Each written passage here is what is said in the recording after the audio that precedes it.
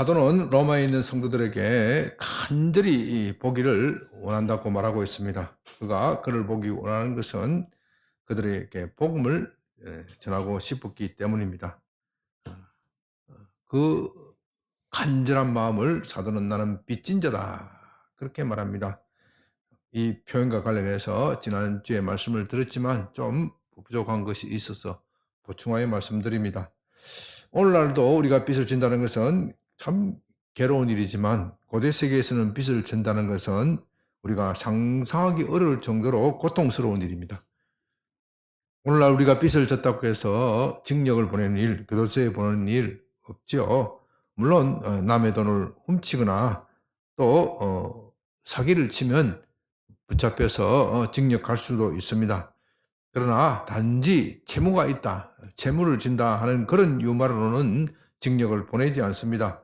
더욱이 요즘에는 개인 회생 제도나 파산 이런 제도가 있어서 채무를 면해주거나 아예 탕감시켜주는 그런 제도도 잘 발달되어 있습니다.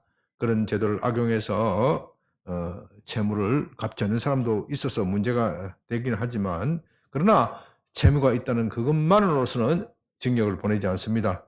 그러나 고대 세계에서는 그렇지 않았지요. 채무를 갚지 못하면 끌려가서 권장을 맞을 수도 있습니다. 채무를 다 갚을 때까지 감옥에 나오지도 못하는 겁니다. 마태복음 5장 25절 26절에서는 이런 당시 제도를 잘 말해주고 있습니다. 너를 고발하는 자와 함께 길에 있을 때 급히 사화하라. 그 고발하는 자가 너를 재판관에게 내어주고 재판관이 옥리에게 내어주어 옥에 가둘까 염려하라. 진실로 내게 이르노니 내가 한 푼이라도 남김없이 다 갚기 전에는 결코 거기서 나오지 못하리라. 여기서 한 푼도 남은 빚이 있다면 옥에서 나오지 못한다. 그렇게 말하고 있습니다. 예수님께서 이런 말씀을 하실 때는 그런 제도가 좋다 그런 뜻이 아니고요. 그 당시 그런 제도가 있어서 그것을 가지고 빗대어 하는 말씀이지요. 빚을 진다는 것은 그만큼 괴로운 일입니다. 빚을 갚지 못하면 징역에 처해질 것입니다. 사도는 바로 그런 간절한 심정으로 로마에 있는 그들에게 복음을 전하고 싶다 그렇게 말하고 있습니다. 오늘 본문은 바로 그런 관점에서 왜 사도가 그렇게 간절히 그들에게 복음 전하기를 원하는지 그런 관점에서 좀 살펴봐야 합니다. 1장 16절에서 사도는 내가 복음을 부끄러워하지 않으니 이 복음은 모든 믿는 자에게 구원을 주시는 하나님의 능력이 됨이라. 먼저는 유대인에게요 그리고 헬라인에게로다. 사도는 복음을 부끄러워하지 않는다 그렇게 말합니다. 그건 다른 말로 하면 복음을 매우 자랑스럽게 여긴다 하는 그런 표현이죠. 이런 것을 부정의 부정을 두 번 하면 긍정이 되는데요. 부정의 부정을 함으로써 강한 긍정을 나타내는 그런 수사학적 기법입니다. 사도는 복음이 매우 자랑스러운 것이다. 그렇게 표현하고 있습니다. 그러나 그것은 다른 한편으로서는 긍정을 말함으로써 복음을 자랑스럽다는 것을 강력하게 말하고 있기는 하지만 다른 한편으로서는 로마 교인들 가운데 복음을 부끄럽게 여기는 사람들이 있다. 그것을 반증하기도 합니다. 그렇지 않다면 굳이 그런 표현을 쓰는 것이 어색한 것 같습니다. 복음을 믿으면서도 복음을 부끄러워한다. 이건 좀 어째 이상하지 않습니까? 그러나 그것은 엄연한 현실입니다. 우리도 예수님을 믿지만 예수님을 부끄러워할 때, 복음을 부끄러워할 때가 있지 않습니까? 여러분은 사회생활할 때 내가 그리스도인이다. 내가 예수 믿는 사람이다. 그렇게 복음을 자신 있게 드러내고 있습니까? 물론 그렇게 자신 있게 표현하는 사람도 있지만 그렇지 못한 사람도 있습니다. 그것을 생각한다면 로마 교인들의 입장이 이해가 되는 겁니다. 그래서 사도는 그들에게 복음을 전하고 싶다.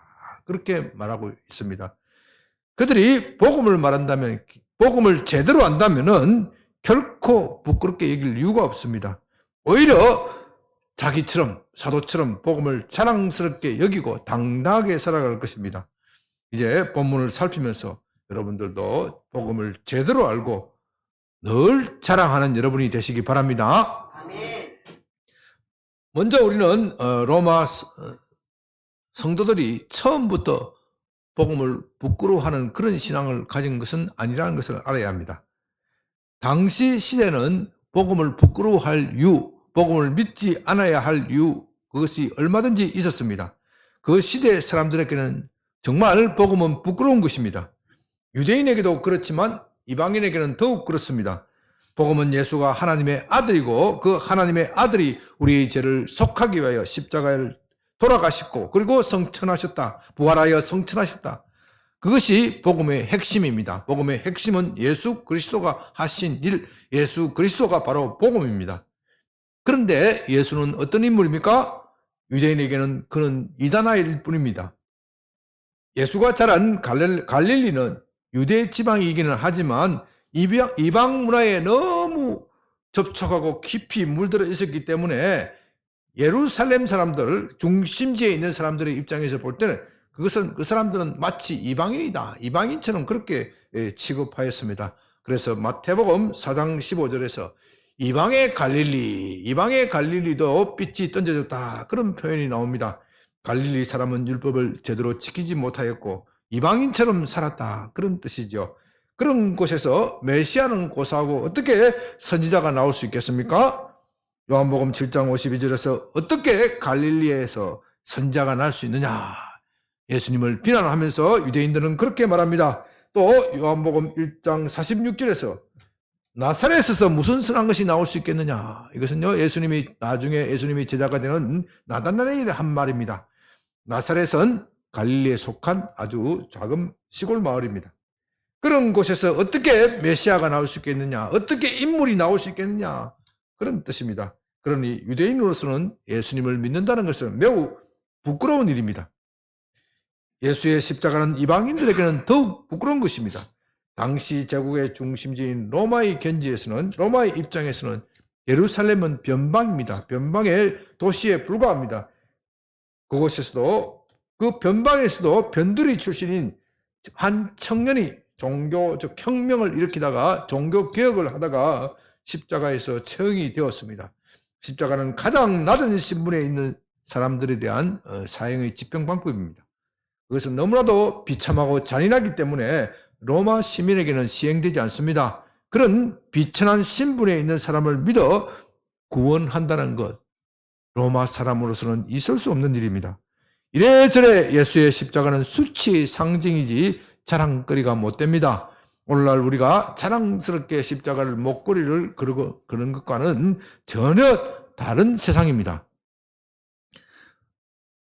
그런데도 로마에 있는 그리스도인들이 교인들이 예수님을 믿었습니다. 그들이 예수님을 믿을 때는 그만한 이유가 있었고 또 그만한 확신이 있었습니다. 세상 사람들이 다 적대적이었지만 그 적대적인 분위기 가운데에서 예수님을 믿을 때는 그만한 특별한 신앙 체험이 있었다는 겁니다. 요즘 말로 하면 그들이 처음 믿을 때 성령의 불체험을 하였습니다. 온몸이 불덩어리처럼 뜨거우시고 심지어 환상 속에서 예수님을 만나기도 하였습니다. 그럴 때 그들은 예수의 십자가에 감격하였습니다. 예수가 자기들의 죄를 위하여 십자가에 돌아가신 것, 그것을 확신하고 사람들에게 자랑하였습니다. 그러나 이제 그들은 복음을 부끄러워하고 있습니다. 신앙의 감격은 사라지고 냉랭함만 남았습니다. 그래도 교회에 나오지 않으면 지옥에 갈 것 같으니까, 옛날 신앙 체험을 한 것이 있으니까 어쩔 수 없이 나오는 그런 모습을 보이고 있습니다. 사도는 이런 분위기를 감지하고 당신들은 복음을 부끄러워할지라도 나는 그렇지 않습니다. 나는 복음이 너무나도 자랑스럽습니다. 내가 그 이유를 여러분들에게 말해주고 싶습니다. 그렇게 말하고 있는 것입니다. 그렇다면 그들은 도대체 무엇이 잘못되었기 때문에 복음이 부끄러워질 정도로 냉랭해지고 신앙이 그렇게 바닥을 치고 있습니까? 그 이유에 대해서 여러 가지를 생각할 수 있지만 세 가지로 정리하여 말씀드립니다.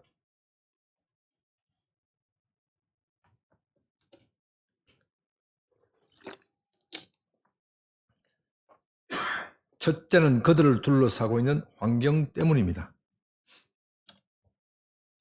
그들은 제국의 수도인 로마에 살고 있습니다. 당시 모든 길은 로마로 통한다는 그런 시대입니다. 로마야말로 온 세상의 권력과 문화, 예술의 중심지입니다. 그런 로마의 시각에서는 예수는 정말 미미한 존재입니다. 로마의 변방축에도 못 들어가는 유대의 갈릴리 출신의 33세의 젊은이가 온 세상의 구주다. 유대인의 구주는 모르겠지만 온 세상의 구주라는 것이 말이 됩니까? 더구나 그 청년은 십자가에서 처형을 당하였습니다.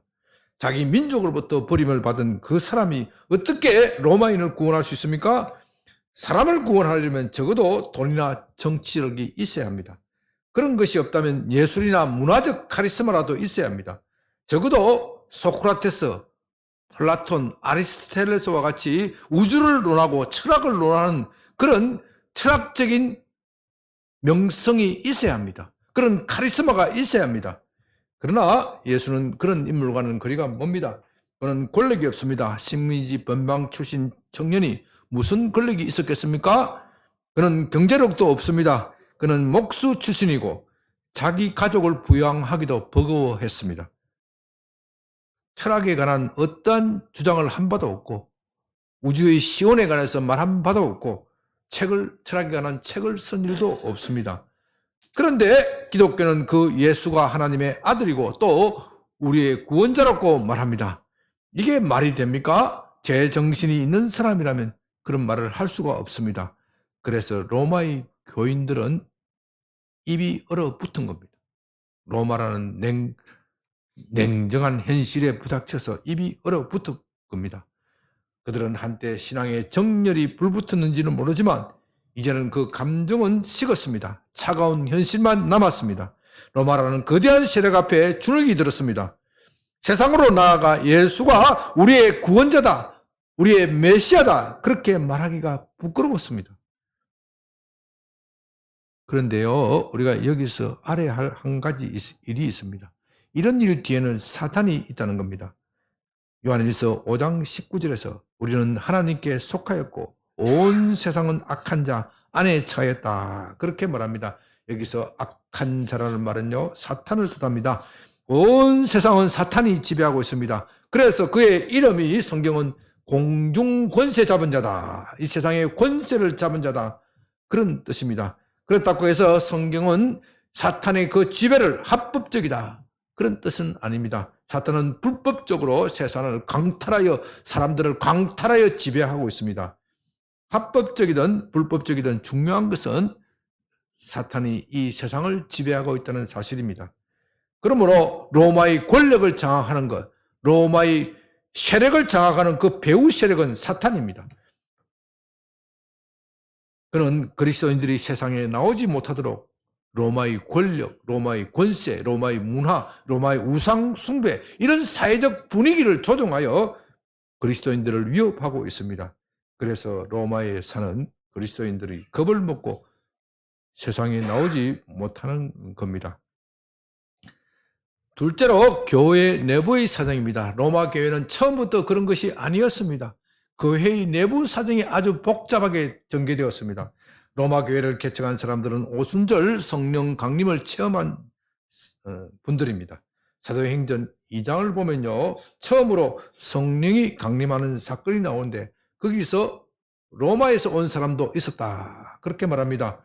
그들은 로마에 사는 유대인들이었고 오순절이라는 유대인 명절을 지키기 위하여 예루살렘을 방문하였다가 성령이 강림한 것을 목격하였습니다.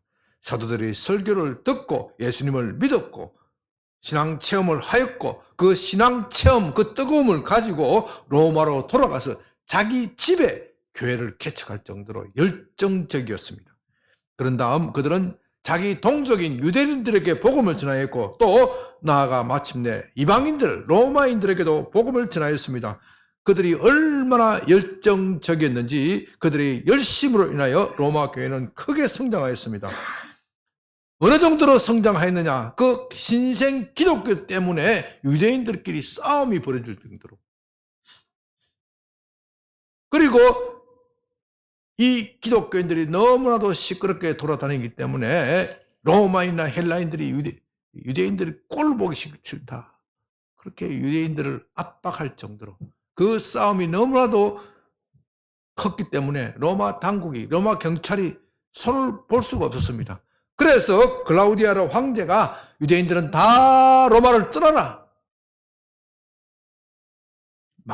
막대한 경제적 손실이 있죠. 유대인들은 뭘 쥐고 있어요?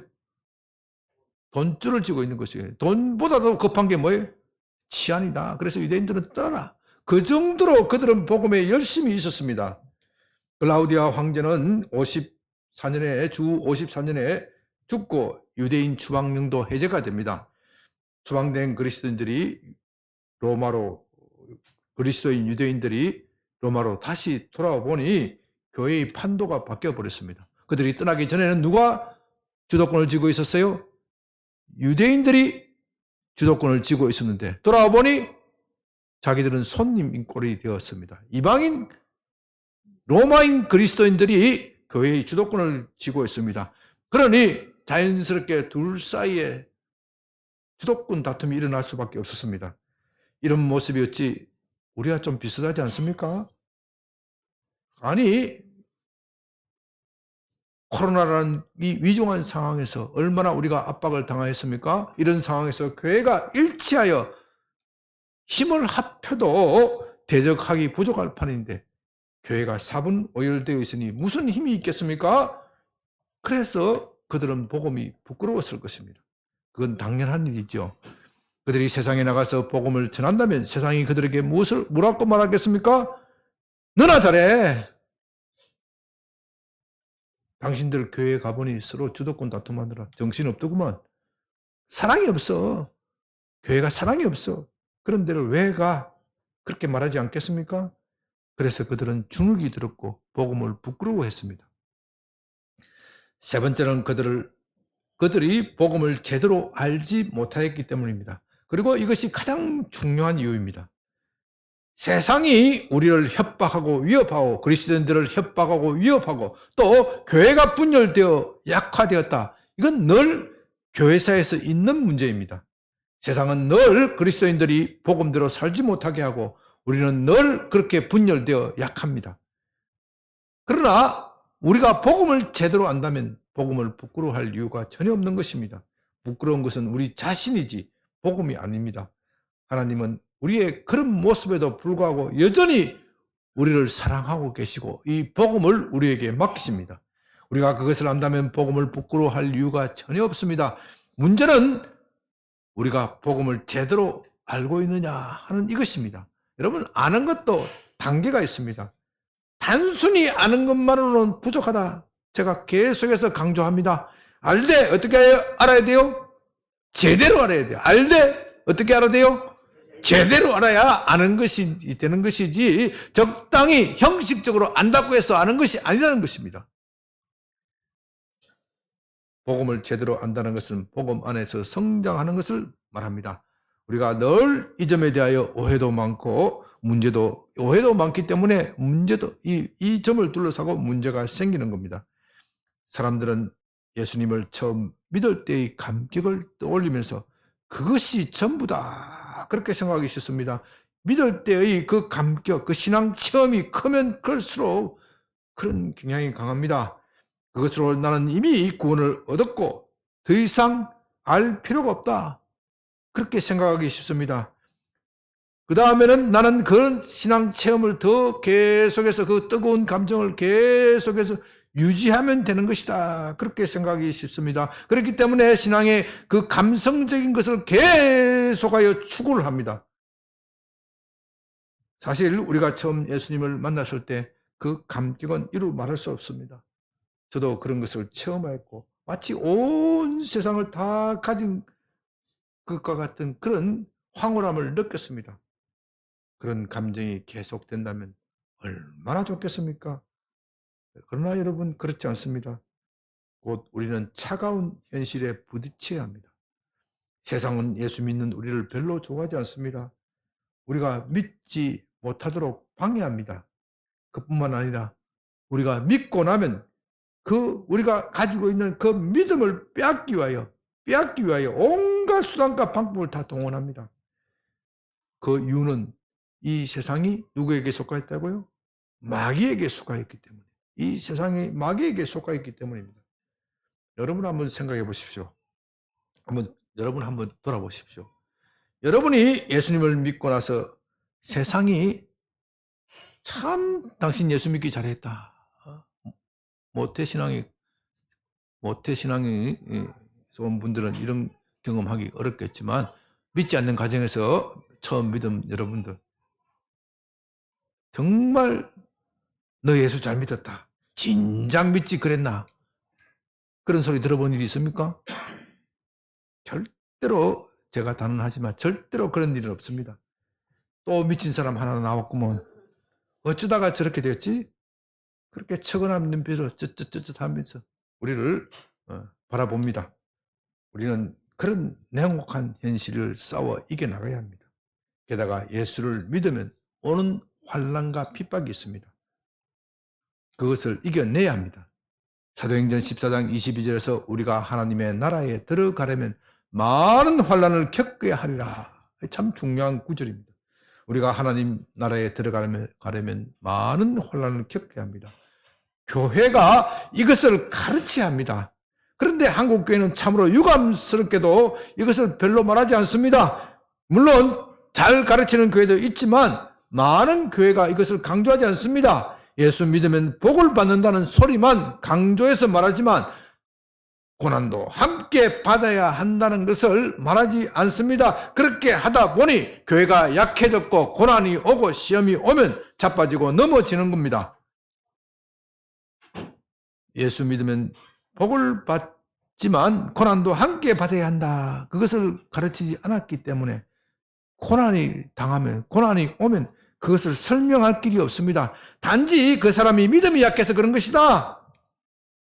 믿음이 없어서 복을 받지 못한 것이다.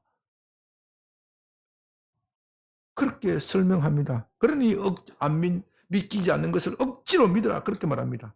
그러나 여러분 분명히 알아야 됩니다. 믿음이 있어도 고난은 옵니다. 아니 믿음이 있기 때문에 고난이 오는 겁니다. 그것을 분명히 알아야 합니다.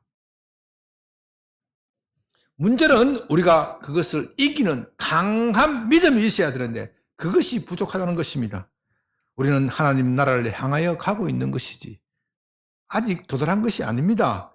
그의 나라에 도달하기까지는 많은 환난과 역경을 헤쳐나가야 합니다. 이것을 잘 말하는 것이 존 번연의 철로역정이라는 소설입니다. 우리는 장차 망할 이 세상을 떠나서 하나님의 나라로 가고 있는 것이지 아직 도착하지 않았습니다.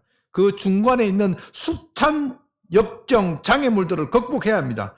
그러기 위해서는 복음을 듣고 또 들어야 합니다. 그렇게 함으로써 우리의 믿음을 굳세게 해야 합니다. 사도는 그것을 위하여 로마서를 쓰고 있다고 말합니다. 나는 당신들에게 신령한 은사를 나누고 주고 싶습니다. 나는 여러분들을 직접 만나서 복음을 나누어 주고 싶지만 지금 내가 갈 형편이 되지 못합니다. 그래서 이 편지로 대신하고 있습니다.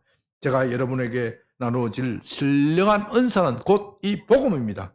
여러분은 이 복음을 들으면서 믿음을 굳건하게 하시기 바랍니다.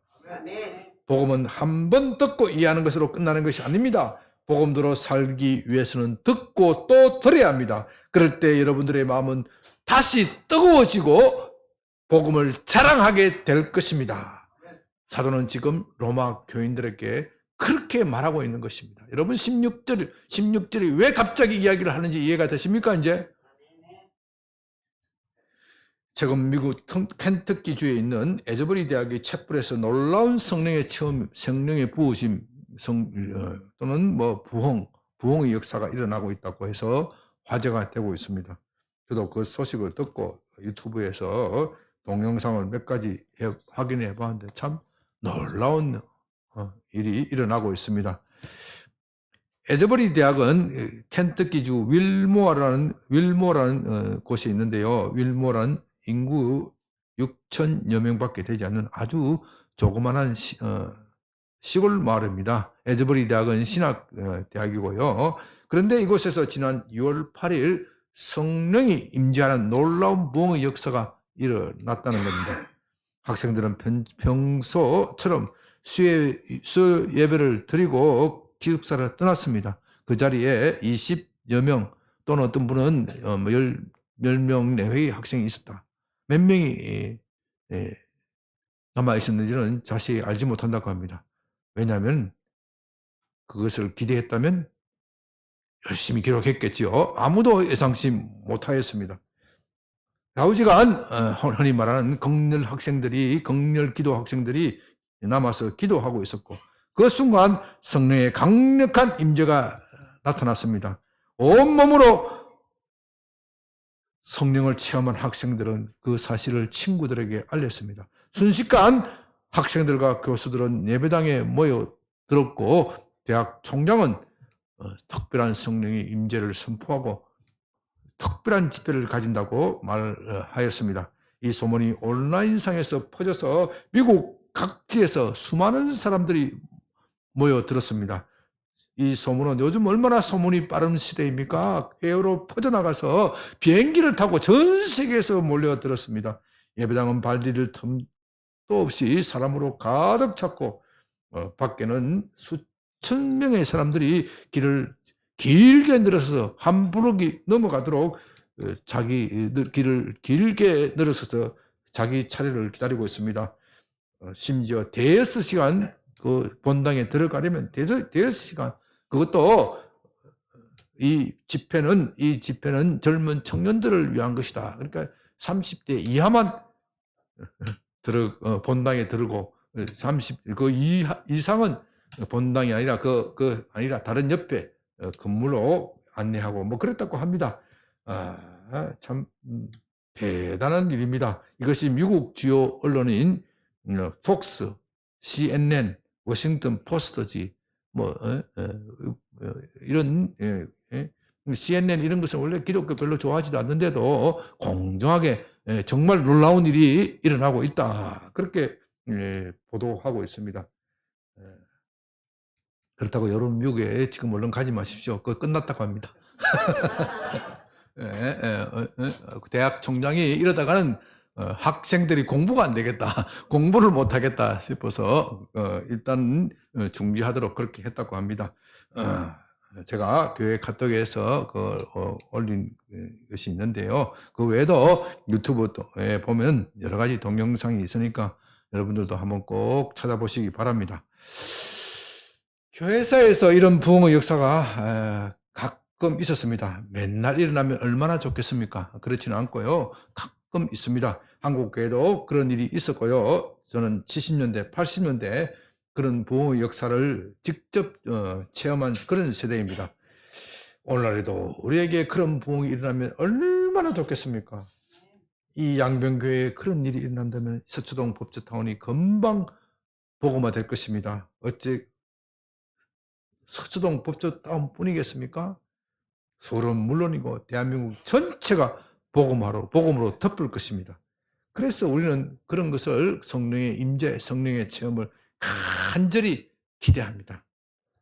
그러나 오늘 제가 드리는 말씀은 그런 것이 아닙니다. 참으로 안타깝게도 성령의 부어짐, 리바이벌, 부흥의 시간은 너무나도 짧다는 겁니다.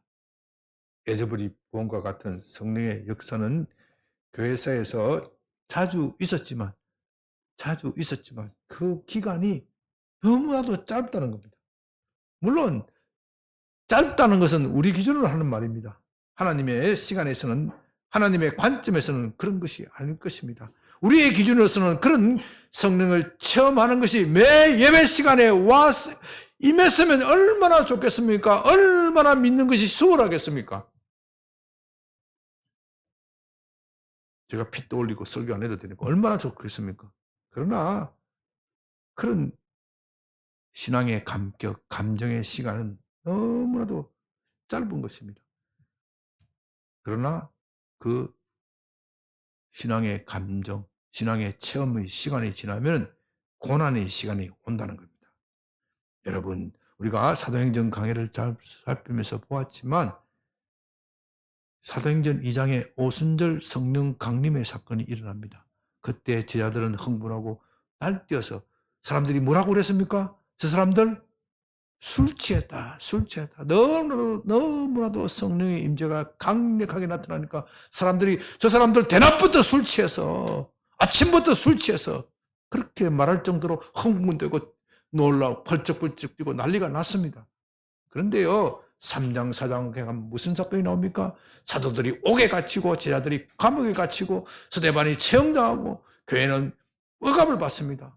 그 뒤에 이어지는 사건은 계속해서 교회는 고난을 받습니다. 그러나 교회는 고난을 받지만 하나님의 권능으로 이겨나간다.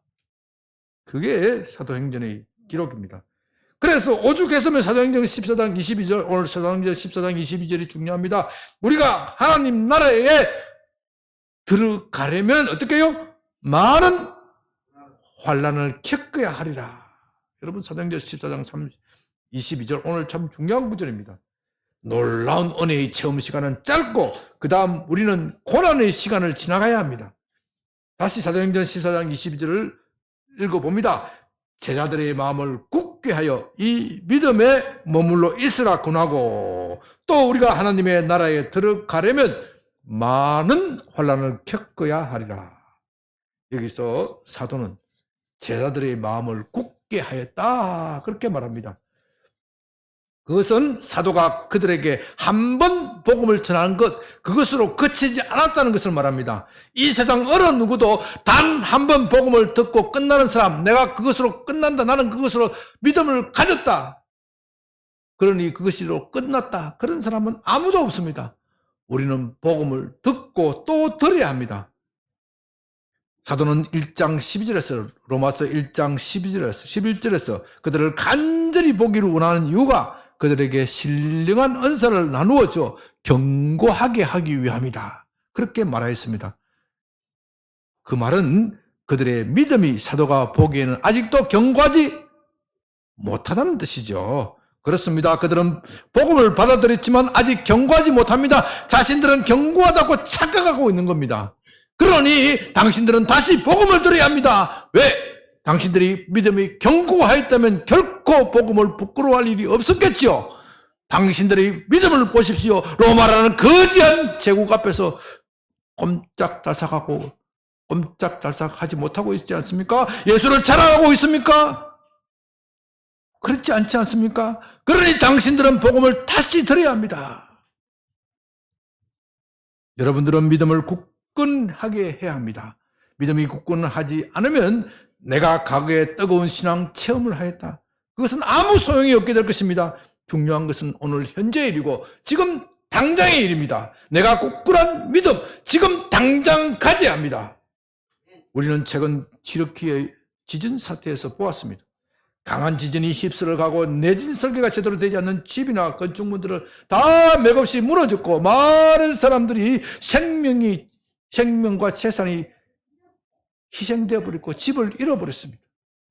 여러분, 믿음도 마찬가지입니다. 내가 믿음 있는 가정에 태어났다, 내가 목사 아들이다, 내가 선교사 자녀다, 우리 아버지가 신앙생활 잘했다, 그것이 무슨 소용이 있습니까? 내가 견고한 믿음을 가지지 못하면 아무 소용이 없습니다. 유대인들은 그것을 자랑하다가 망해버렸습니다. 우리의 조상은 아브라함이다, 아브라함은 하나님의 친구다. 그러나 그것이 그들 자신이 견고한 믿음을 가지지 못하면 아무 소용이 없는 것입니다. 우리의 믿음이 견고하지 못하면 언제든지 흔들릴 수 있습니다. 그렇게 흔들리면 지금까지 있던 믿음은 다 소용이 없게 됩니다. 그렇기 때문에 우리는 복음을 듣고 또 들어야 합니다. 우리가 세상에서 해야 할 일도 많고 또 해야 할 공부도 많지만 복음에 대한 공부, 복음이 언제나 우선입니다. 온 세상을 얻고도 자기 생명을 얻지 못한다면 무슨 소용이 있겠습니까? 복음은 우리에게 생명을 주는 것이기 때문에 우리가 늘 관심을 가지고 듣고 더 들어야 됩니다. 한번 듣는 것으로 끝나는 것이 아닙니다. 한번 믿는 것으로 끝나는 것이 아닙니다. 죽을 때까지, 하나님 나라에 갈 때까지 죽도록 듣고 연마해야 합니다. 우리의 신앙은 계속 자라야 합니다. 우리에게 환난과 핍박이 있는 것이 문제가 아닙니다. 자라지 않는 것이 문제입니다. 환난과 핍박이 있는 것은 늘 그런 겁니다. 문제는 내가 그것을 극복하지 못하는 그것에 있는 것입니다. 어린아이는 조그마한 돌멩이에도 넘어집니다. 그러나 장성한 사람은 험한 산, 체력이 강한 사람은 설령 이 세상에서 가장 높은 에베레스트 산이라고 할지라도 겁을 내지 않습니다. 그 산을 볼 때 어떻게 생각합니까? 오히려 도전감을 느낍니다. 내가 반드시 이 산을 넘으리라. 그 열정이 더 생겨나는 겁니다. 문제는 우리 밖에 어려움과 환란이 있다는 것이 아니고 내가 그것을 넘어설 힘이 없다. 약하다는 겁니다. 그렇기 때문에 우리는 우리 내면을 키워야 합니다. 여러분, 잘하지 못하면 그냥 있는 것이 아닙니다. 도태되는 겁니다. 그런 점에서 우리는 강물을 거슬러 올라가는 물고기와 같습니다. 물고기는 강을 타고 거슬러 올라가야 하는데 가만히 있으면 어떻게 해요? 제자리에 있는 것이 아닙니다. 상류에 흐르는 물에 의하여 떠내려가게 되었습니다. 떠내려 가지 않으려면 부지런히 물살을 거슬러 헤엄을 쳐야 합니다. 그런데 로마 교인들은 그런 것에 소홀하였습니다. 그들은 체험이 많았고 그 체험으로 충분하다. 나는 뜨거운 신앙 체험을 가지고 있다. 그것으로 충분하다. 그렇게 생각하였습니다. 그러나 체험은 소중한 것이지만 그것만으로는 부족합니다. 우리의 체험, 우리의 기억은 늘 감퇴하기 마련입니다. 한 달, 두 달, 1년, 2년이 지나면 내가 그런 일이 있었던가? 헛것을 본 것이 아닌가? 어린아이 때 주님을 만난 사람들 중에서 신앙생활 잘하는 분도 있지만 어른이 되어서 믿음을 잃어버린 사람이 많이 있어요. 너 어린아이 때 그런 체험을 했지 않느냐? 글쎄, 내가 헛것을 본 건가? 그렇게 되는 거예요. 그래서 우리는 복음을 듣고 또 들어야 합니다.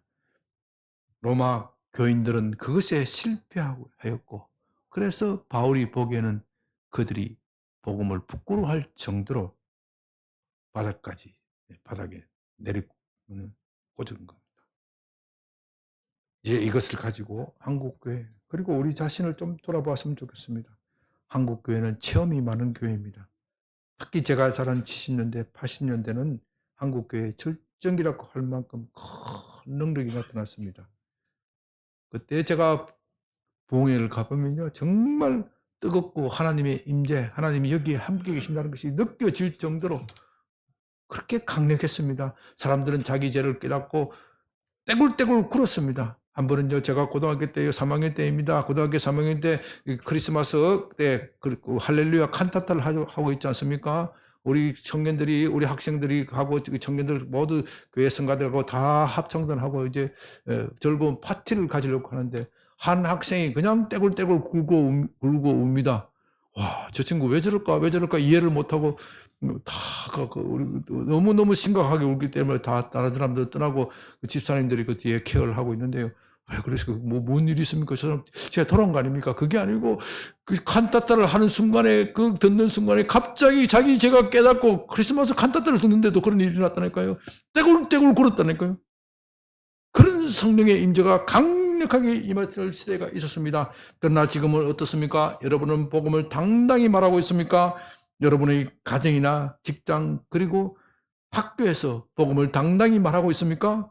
내가 그리스도인이다. 그것을 자랑스럽게 밝히고 있습니까? 그런 점에서 저도 부끄러운 과거가 있습니다. 저도 검사 생활을 할 때 참 검찰에서 신앙생활을 하는 분이 참 드물었습니다. 내가 그리스도인이다 하는 것을 밝히면 성gin도 잘 안 되고 사회생활에 문제가 있을 것 같습니다. 소위 말하는 또라이 취급을 받기가 싫었어요. 그래서 그것을 숨겼습니다. 그리스도인이 아닌 것처럼 행동했습니다. 나중에 어느 술자리에서 불행하게도 제가 교회 다니는 것이 밝혀졌습니다. 노출되었습니다. 직장 상사가 눈을 부릅 뜨고 말합니다. 신검사도 교회 다니나. 참 부끄러운 말이죠. 참 부끄러운 말이죠. 나중에 알고 보니까 저만 그런 것이 아니고 거기에 다 그 교회 다니면서 많이 있었어요. 서로 안 밝히고 있으니 폭탄주 서로 니 먹으라 내 먹으라 하고 서로 공격하고 총질하고 있는 것이죠. 참 부끄러운 이야기입니다. 저는 복음을 부끄러워했습니다. 20대 때 뜨거운 10대 때 20대 때 뜨거운 성령 체험도 하고 정말 은사도 체험도 하고 많은 경험도 있었지만 30대 불과 30대에 그것을 다 잊어버렸습니다. 복음을 부끄러워했고 결국은 세상 사람들로부터 조롱을 당하였습니다. 내가 어찌어찌해서요. 어째을까 이렇게 될까 죄책감도 들었습니다. 직장 상사의 조롱하는 말이 제 기전을 때립니다. 그래서 저는 기도원으로 달려가서 주님을 찾았습니다. 찾았고 또 찾았더니 주님을 저를 불쌍하게 여겨주시고 은혜를 회복시켜 주셨습니다. 그 이후로는 직장이든 어디든 당당하게 복음을 말하게 되었습니다. 그렇게 복음을 당당하게 말할 것 같으니 말하니까 일도 잘 풀렸어요. 성진도 잘 되었습니다. 하고 싶은 일도 실컷 했습니다. 심지어 미국 유학, 아무도 갈 수 없는 그 시기에 미국 유학가도 가게 되었습니다. 물론 고난도 받습니다. 제가 받는 고난은 또 이루 말할 수 없습니다. 여러분이 알다시피 제가 재판까지, 형사재판까지 받는 그런 고난도 받았습니다. 그러나 저는 복음에 당당하였습니다. 제가 받는 고난은 주님의 고난에 비하면 아무것도 아니지요. 십자가의 고난 앞에서 제가 무슨 말을 할 수 있겠습니까? 사도는 우리가 복음을 부끄러워하지 말할 이유를 복음은 우리에게 구원을 주시는 하나님의 능력이기 때문이다. 그렇게 말합니다. 복음에는 하나님의 능력이 나타났습니다. 이 세상은 하나님의 능력이 필요합니다. 이 세상은 자기 지혜로 스스로 구원하고자 애를 씁니다. 하나님을 떠나서 하나님을 버려버리고 내 스스로 구원할 수 있다. 여러분, 이 세상의 모든 소리들이 하는 소리가 다 그런 겁니다. 영화를 보십시오. 소설을 보십시오. 그런 영화나 소설들이 다 찬양을 받고 걸작이라 그렇게 말합니다. 하나님을 높이는 소설은 인기가 없습니다. 이 세상에 결국은 자기 스스로 자기를 구원하고자 애를 씁니다. 의학은 말할 것도 없고 과학이나 예술, 문화 이런 것들은 다 자기를 포장하고 자기를 구원하는데 그 목적이 있습니다. 그러나 세상은 자기를 구원하지 못합니다. 인류의 역사가 그것을 증명합니다. 그래서 좀 똑똑한 사람들은 종교에 심취하지만 결국은 우상 숭배에 빠지고 맙니다. 이런 세상에 무슨 소망이 있습니까? 지금 대한민국에 소망이 있습니까? 소망이 있다면 우리의 젊은이들이 왜 아이를 낳지 않습니까? 요즘은 정말 절망적인 소식, 자살 소식을 듣습니다. 한 가족, 일가족이 모두 차를 타고서 바다로 돌진하여 자살하는 거 하면 정말 참 상상도 하기 어려운 겁니다. 조용히 먹고, 약을 먹고 자살하기도 합니다. 왜 이렇게 사람들이 절망적으로 사는 겁니까? 정치인들은 경제가 문제다, 경제가 문제다 그렇게 말하지만 그건 틀린 말입니다. 경제가 문제가 아닙니다.